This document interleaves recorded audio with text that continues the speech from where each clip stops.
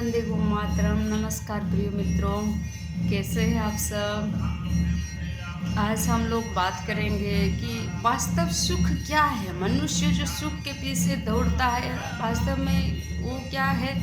ये भौतिक सुख जो साधन जो दिखाई दे रहा है, वास्तव में ये सुख है क्या। किसी को कुछ चाहिए, किसी को कुछ चाहिए, किसी को गाड़ी चाहिए, बंगला चाहिए, घर चाहिए, नौकरी चाहिए, बच्चा चाहिए, पैसा पैसा पैसा पैसा। आखिर होता क्या है, पुनरपि जन्मम पुनरपि मरणम पुनरपि जननीं जठरे शयनम भज गोविंदम। आदिगुरु शंकराचार्य बोले। जैसे कि आदिगुरु शंकराचार्य का और एक पंक्ति है कि नलिनी दलगत जलमति तरलम तद्वद जीवनम अतिशय चपलम। जैसे नलिनी के पत्ता पर पानी का एक बूंद, वैसे ही हमारा जीवन है। फिर भी हम सुख की खोज में सारी जिंदगी लगा देते हैं, ना सुख मिलता है, ना सुकून से जी पाते हैं। वास्तव सुख है ईश्वर भक्ति, वास्तव सुख है प्रार्थना। संसार में ऐसा कुछ भी असंभव नहीं है जो सच्ची प्रार्थना से संभव नहीं हो पाता है। परंतु इस मार्ग को चुनना कोई प्रारब्ध होना ही चाहिए। बिना प्रारब्ध के, बिना संचित कर्म से, बिना आत्मिक ज्ञान से, बिना भक्ति से ये संभव है ही नहीं।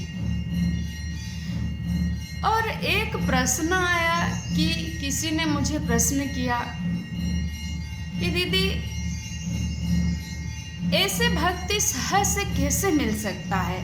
मुझे किसी महात्मा ने पूछा, आपका इतना कम उम्र है और आप ये पूजा पाठ समाज सेवा इसी काम में कैसे जुड़ गए। मुझे भी बड़े विचित्र लगा। मैंने तरह तरह का बात किया। फिर मेरे मन में आया, आज मुझे जो कुछ भी मिला है, अगर सच्ची भक्ति, सच्ची प्रार्थना, ईश्वर के प्रति अगर जो भी बोलेंगे सब हो जाएगा विकार। तो जो भी मिला है तो बस मिला है गौ माता से। इस समय में भी मैं गौ माता के सानिध्य में हूँ।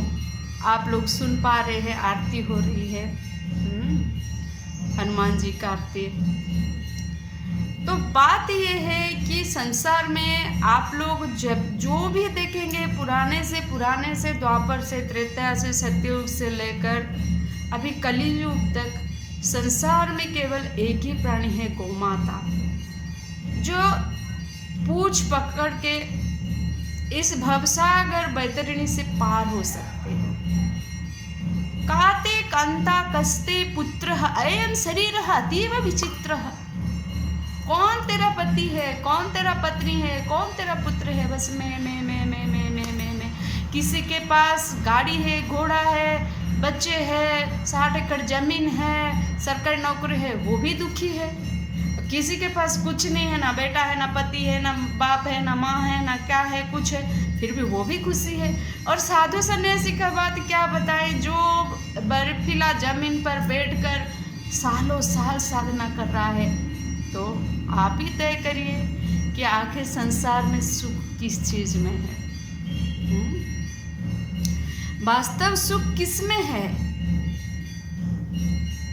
गो सुधा रस को जो पान करके, गो की आरती करके, गो के सानिध्य में रहकर, गौ माता की भजन प्रार्थना करके, और हर समय जो इस छोटी सी चीज को पहचान पाता है कि आखिर सुख क्या है, संसार में वास्तविक सुख क्या है, तभी तो ये जीवन, ये जो परमात्मा में लीन होने का जो संकल्प है, जो क्षणिक उपभोग में, क्षणिक मोहमाया में ना पड़ के ईश्वर सानिध्य इसमें जाना है।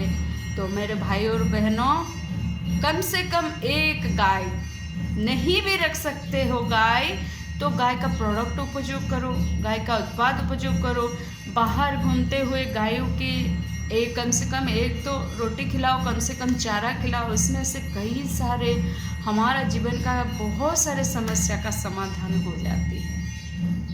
तो मन में एक विचार आया, आप लोग के साथ शेयर किया।